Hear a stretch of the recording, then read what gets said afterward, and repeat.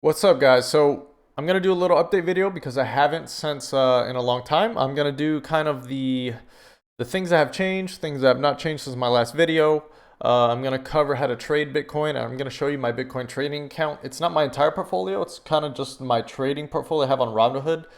So everything's USD Cash. I don't have private wallets or anything like that. I have other accounts for that, but I'm not gonna show that because it's gonna be a headache to log into all those and shit, whatever. But yeah, and then I'm gonna cover kind of how to trade Bitcoin. I don't generally recommend trading Bitcoin.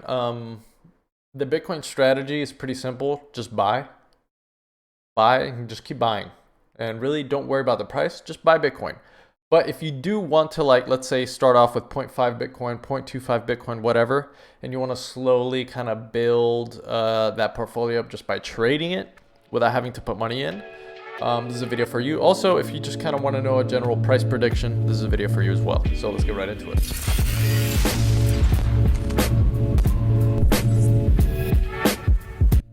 Now, what we're looking at here is Bitcoin price history. If you haven't seen this chart, it's a very valuable chart. It kind of goes over everything I've gone over before, but just to give us some perspective here. And this is on, a logarithmic scale, kind of percentages.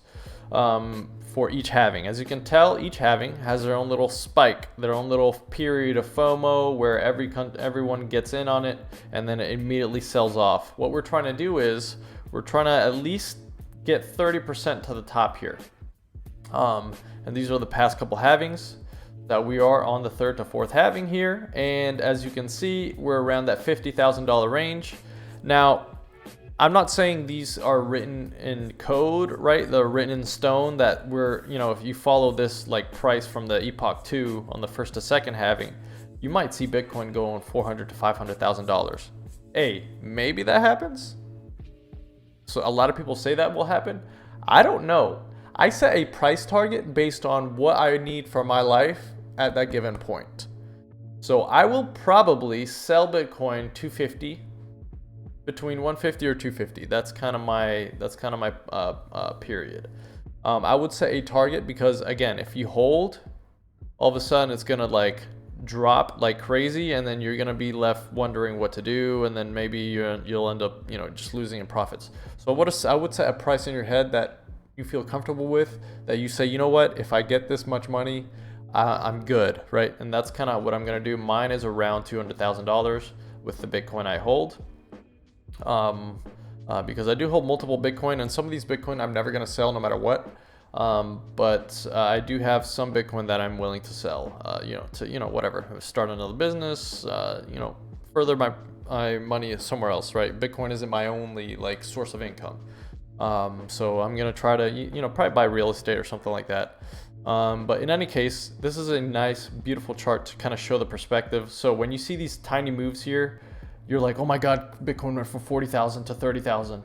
These moves are so tiny compared to the bigger picture. It's always important to zoom out. Granted, this is a March 28th chart, but it's not that far from that. So the general thesis is, and let me actually go back to this. These three epochs were like supercomputer nerds were into Bitcoin, right? The crypto community.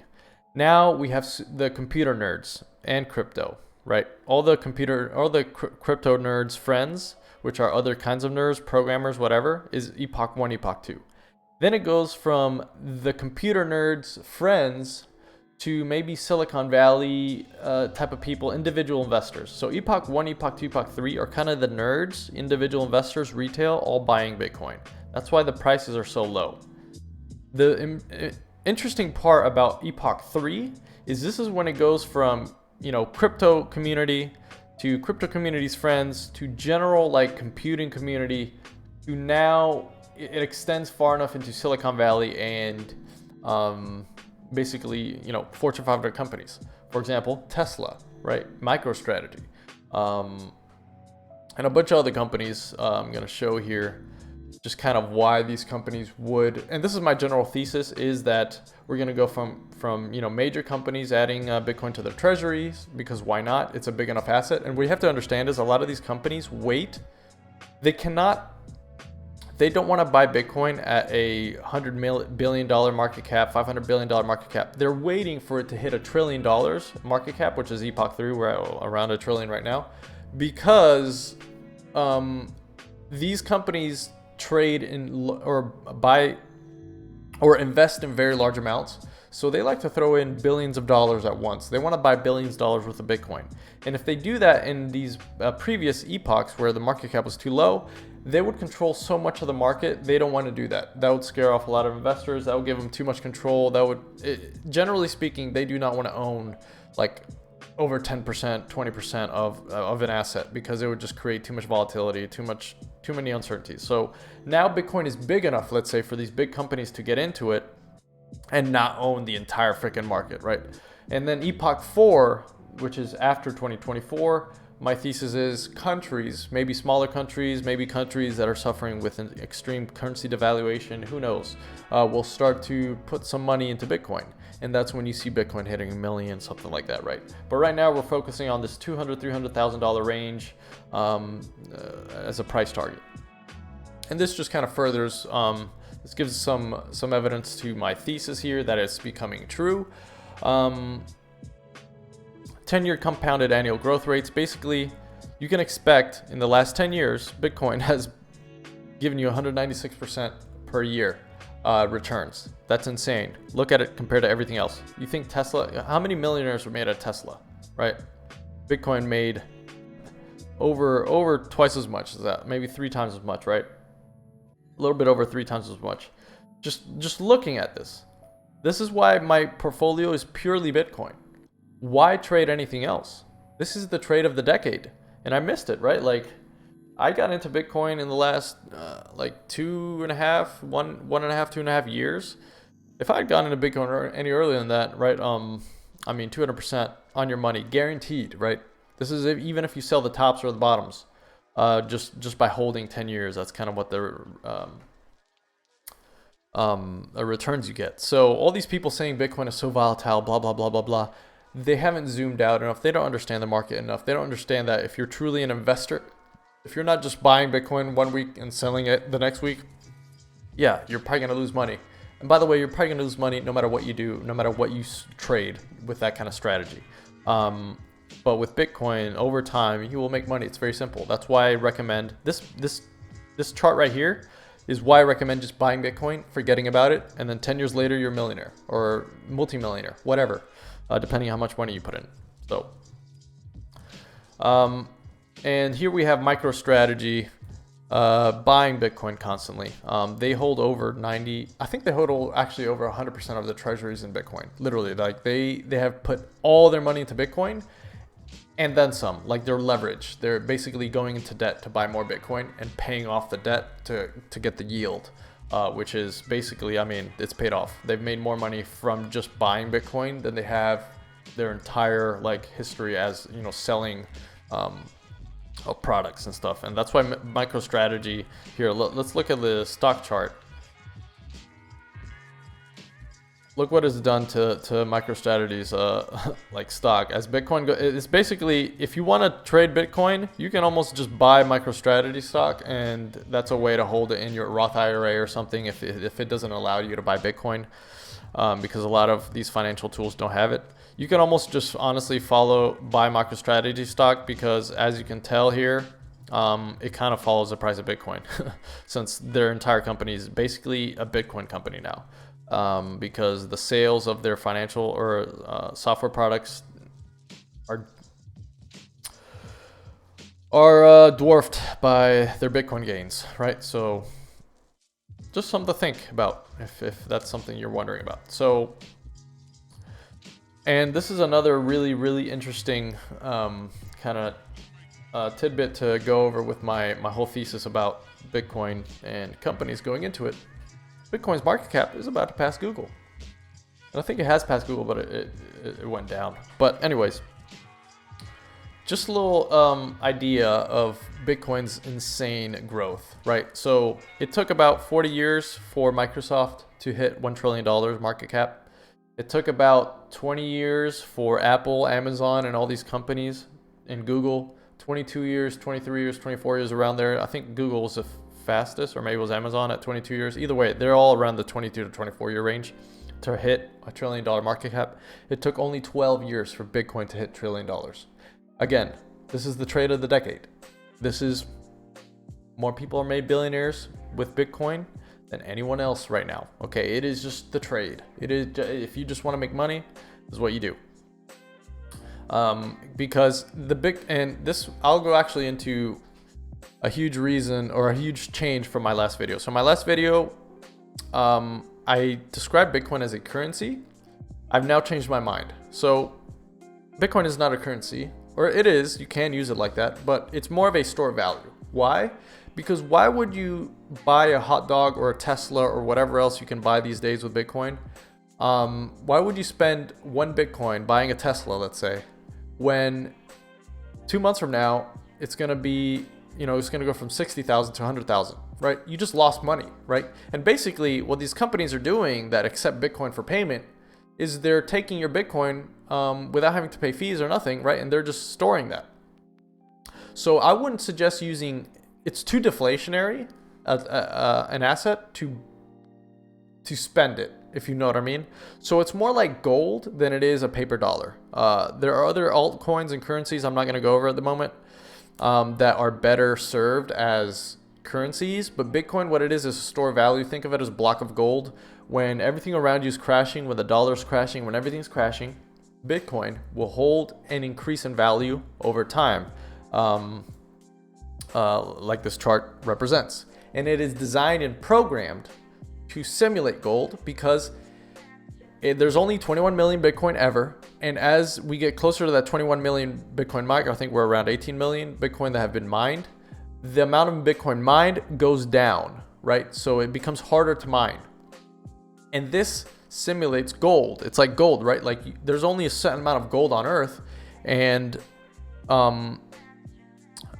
mining gold is the same as mining Bitcoin, let's say. But the problem with gold is the more expensive gold gets, the more miners appear, which flood the market with gold, which creates a supply-demand issue where gold goes up and then immediately goes down because the market is flooded with gold.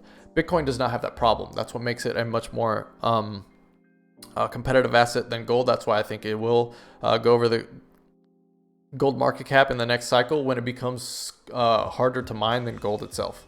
Like the hash rate and the scarcity ratio, that's a stock to flow model, makes it that around 2024, I'm going to think, it's when Bitcoin becomes more rare to mine than gold. That's when you'll see maybe $1 million per Bitcoin, stuff like that. So that's one thing. So I would not see it as currency. My last video as a currency is a store of value. And here we have just, furthering my thesis here, where this cycle, banks are all going in. Goldman Sachs, all these banks, by the way, 2-3 years ago, we're calling Bitcoin a scam. Goldman Sachs, one of them. We're like, oh, Bitcoin is poison. Bitcoin's crap. Bitcoin, you're going to lose all your money. All of a sudden, all these banks are offering Bitcoin because their clients are demanding it. And obviously, if you're a bank, you're going to serve your clients. So that's what's kind of happening here. All these major banks are now, shilling for Bitcoin, which is amazing, beautiful, gorgeous. Love to see it. Universities are putting their endowments right into Bitcoin. All these major universities, as you can tell, these are very reputable universities. So just kind of furthering. And there are more than this, but these are kind of the, the high profile universities that have put money into Bitcoin for their endowments. So just, again, the craze is going crazy, and it's only begun, guys. It's only begun. It's going to go insane later. Now, that kind of wraps it up for my thesis here. We're going to get into the trading aspect of Bitcoin and then my portfolio. So as you can see here, this is a Bitcoin miner net position change chart. All this shows is the people who mine Bitcoin, right? They receive Bitcoin.